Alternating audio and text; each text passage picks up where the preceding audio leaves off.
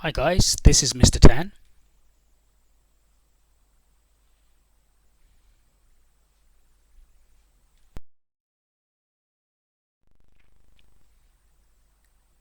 And today we're going to be looking at the balanced scorecard, first developed by Robert Kaplan and David Norton. And they came up with four different elements. So we're going to look at the elements next. And then we're going to try and give an example of how this can be applied. And then we're going to once again just measure and mention the Zapper app. So the balanced scorecard is a strategic planning tool to measure business performance. And the balanced scorecard looks at both financial and non-financial performance measures to gauge how well the business is doing. And it really uses these and aligns these to the vision, the mission and strategy of the organization. So, it starts with, as we said, the vision and the strategy at the center, and then it looks at four kind of areas within the organization, and then attaches performance indicators to each of these different areas. And these areas include obviously the financial side, the customer side, the internal business process, and the learning and growth within the business. So if we look at the financial data, well, the financial data is very important. Your gross profit margins, your net profit margins, your return on capital employed, your cash flows, your current ratio, your asset test to see if you have enough, cash in your business to weather any storms or downturns, or to meet your current obligations within 1 year. So all these factors, in terms of a financial perspective, is very important, especially if you're a shareholder, to determine or know if you're going to be getting a dividend from year to year. Otherwise, why are you investing in this company if the market share is not really going up or not giving you a dividend? So these factors are obviously going to be very, very important.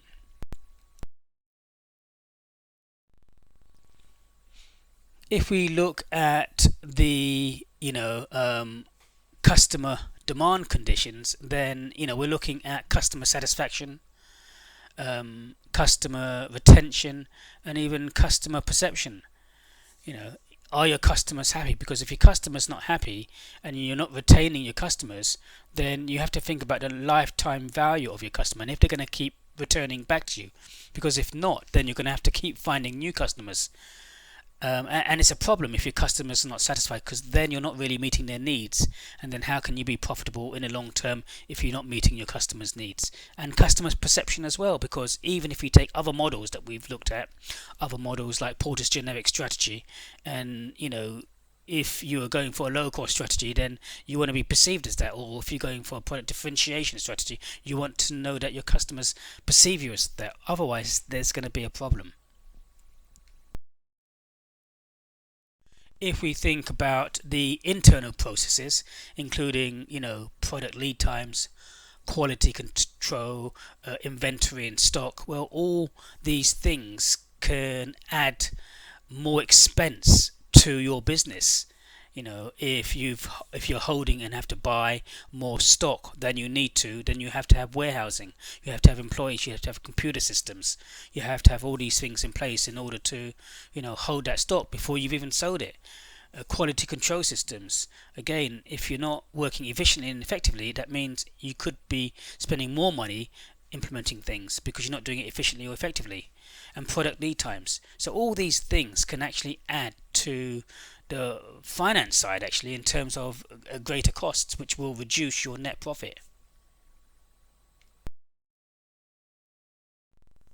And then we have learning and growth, and learning and growth takes into consideration like employee skills, employee training, employee retention and satisfaction.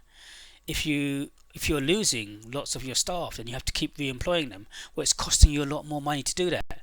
And if you train your staff and then they leave, again, it's costing you a lot more money to again get new staff, train them before they leave again. And also, is an employee a happy worker or happy worker, motivated worker, or motivated worker, productive worker. So Maslow's hierarchy of needs in terms of employee satisfaction, and if someone is more motivated and satisfied, then they might be more productive and efficient in terms of what they're doing and produce more. If they're dissatisfied, then maybe they may be demotivated and not be as efficient and effective as someone who is motivated. Again, affecting the profit line and the net profit of your business. If we look at an example of a semiconductor business and see how they applied this to the balanced scorecard, regarding the main aims from a financial perspective, they wanted to survive, succeed, and prosper. So they looked at key performance indicators, including the cash flow in terms of the market share, return on capital employed, and also quarterly sales growth. From customer factors, they wanted to create innovative, tailored products. They wanted to be, become a supplier of choice, and they wanted to get a percentage of them they wanted to get a larger percentage to get to market faster. And the key performance indicators here were on-time delivery rates, percentage of sales from previous new products, and popularity with key customers. So these were the way that they measured the customer side, which was very, very important. If we look at the internal process, they wanted to focus on excellent manufacturing. They wanted to produce new designs and introduce new products. And for each of these, they developed operational measures for each goal. And then finally, for learning and growth, their main learning was developing new products. So this, led to better competencies and processes, which in turn boosted customer satisfaction and thus generated better shareholder returns. So we can see that when you're looking at this, you really need to kind of look at both the financial and the non-financial, look at what your aims and objectives are in each, and then try and bring in key performance indicators which can be measured, so you can determine whether or not you are achieving these or not.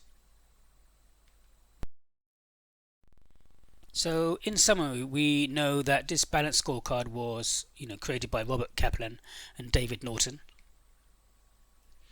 We know that the word itself says balanced scorecard, which means that they took into consideration both financial and non-financial information, including the financial, the customer's needs, the internal processes within an organization, learning and growth, and then at the center of the balanced scorecard, the vision and strategy of the organization.